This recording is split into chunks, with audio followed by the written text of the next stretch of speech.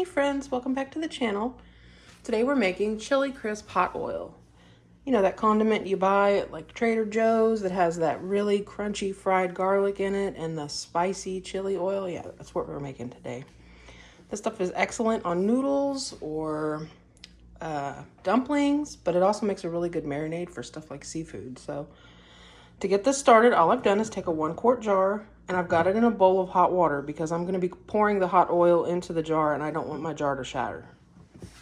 So to that jar, get my funnel and I'm going to add 1/2 cup plus 4 tablespoons of just regular old red pepper flakes. This is a double batch. You can cut these measurements in half if you need to, if you don't want to make this much. This will stay good in your refrigerator for about a month, if it lasts that long. To that, I'm adding a teaspoon of szechuan peppercorn. This is completely optional. It's got it's very spicy, but it's like a numbing spice.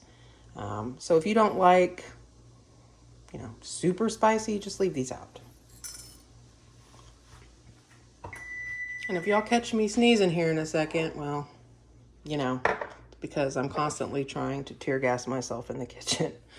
To the jar, we're going to add a teaspoon of sugar just to help balance some of that spice.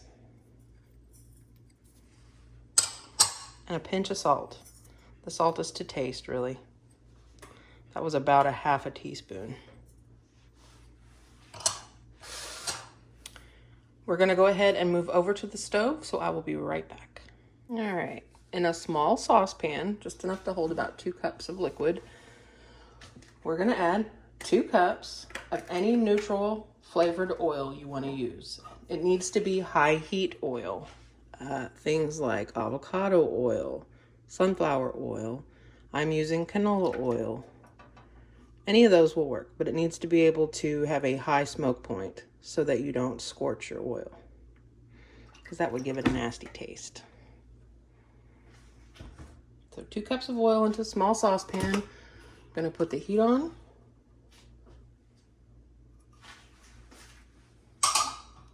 And to this oil, I'm adding 16 garlic cloves that I sliced thinly.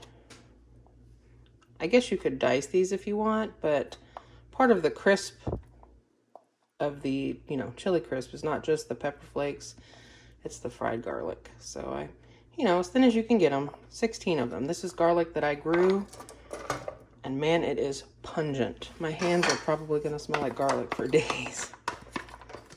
So I'm just gonna add this to the cold oil, and I'm gonna bring it up to temperature.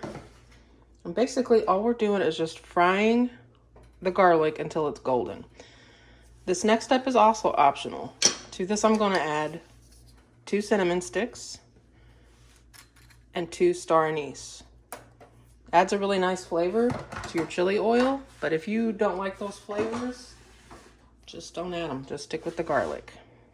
You could also dice up a shallot really finely and put in here and fry as well.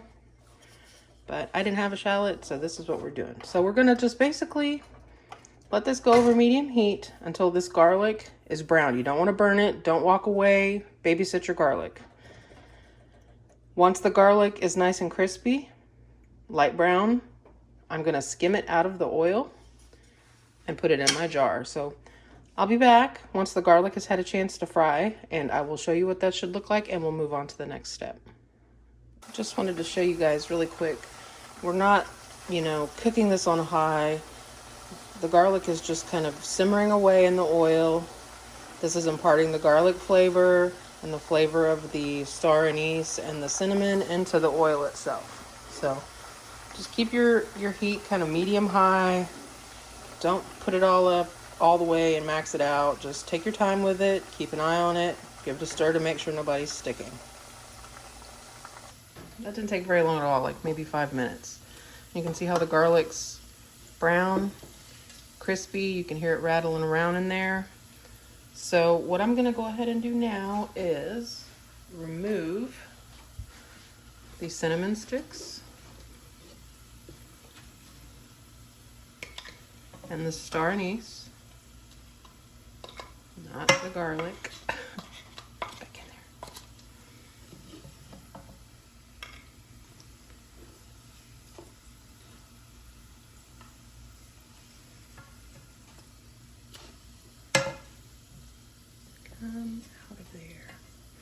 Well, I'll pick these off of him because they're stuck after it has a chance to cool off. All right, so from here, I'm gonna remove my jar from the warm water. And this is where we play cross our fingers that my jar doesn't explode. You can use a coffee cup for this, some people do. I just didn't have one quite big enough. So we're gonna remove the garlic from the oil. Go ahead and add it to our jar.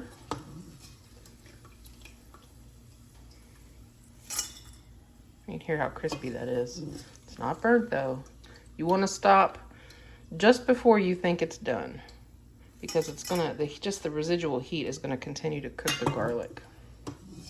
You definitely don't want, you know, overcooked garlic. Burnt garlic has a very nasty, bitter taste to it. So just stop slightly before where you think it should be.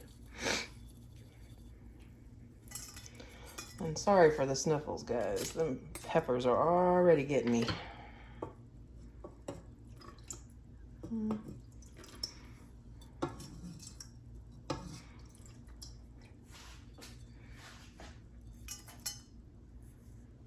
Alrighty. Get the guys that were stuck to the cinnamon stick here. Now all we're gonna do is just, like I said, cross our fingers that our jar is warm enough, and we're gonna pour this garlic flavored oil over top of our peppers. Try not to breathe the fumes. They will make you suffer. This is delicious, but holy monkey, that's a bad day for your sinuses, okay? So just be careful. Get that all in there. Now you wanna just give it a stir to make sure everybody's in the oil. Let me see if I can bring you down here. All right, that's a better angle. I'm just gonna use my chopstick to just kind of incorporate all of those peppers, dissolve the salt, dissolve the sugar, and you can see how that oil is already turning red. The garlic is not gonna go soggy in this.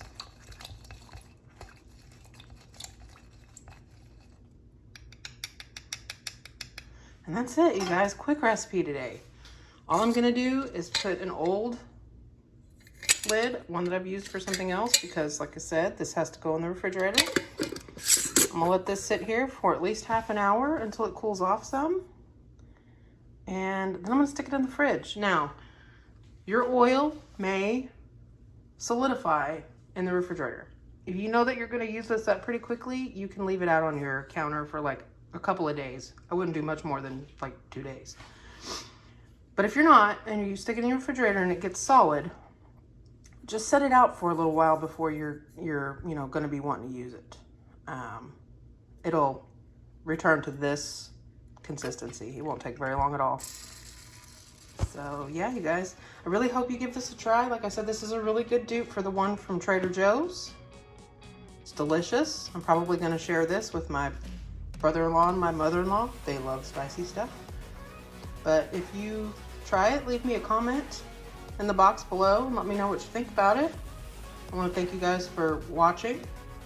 And as always, I will see you around next week.